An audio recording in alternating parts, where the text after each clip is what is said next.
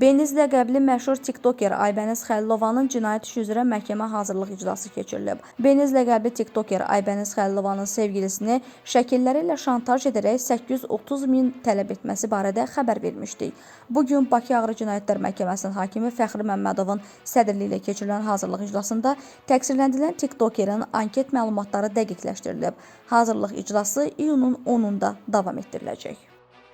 Şəmkirdə kişi qızının toyundan qayıdıb arvadını döyüb. Oxazı məlumatına görə hadisə toya yığılan pula görə olub. Şəmkir rayonunun Kür qəsəbə sakini 1975-ci il təvəllüdlü Babək Sarıyev qızına toy edib.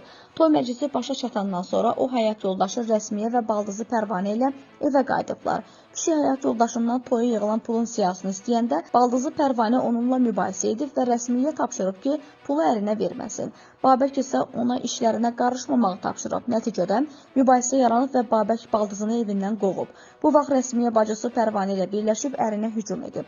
Babək Sarıyev onlara müqavimət göstərərək həyat yoldaşını yumruqla vurub. Hadisə nəticəsində Rəsmiyənin burnu sınıb, bədən xəsarətləri alıb. Hadisə yerinə polis əməkdaşları gəliblər, faktla bağlı cinayət işi başlanıb. Cinayət işinin istintaqı yekunlaşaraq iş məhkəməyə göndərilib. Şəmkir rayon məhkəməsi tərəflər arasında barışıq əldə edildiyini, Babək Sarıyevi məsuliyyətdən azad edib.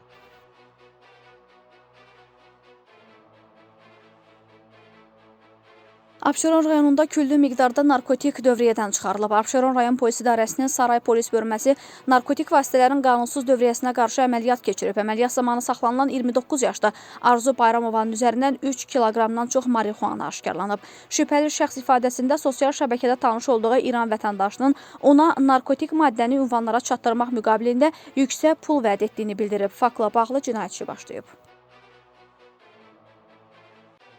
Lerikdə 3 gündür itkin kimi axtarılan kişinin meyti tapılıb. 1990-cı il təvəllüdlü rayon sakini Şahin Musoğlu Şərifovun meyti çayın kənarında 70 metr dərinlikdəki dərədə tapılıb. Meyit aidiyyatı üzrə təhvil verilib. Faktla bağlı rayon prokurorluğunda cinayət işi açılıb.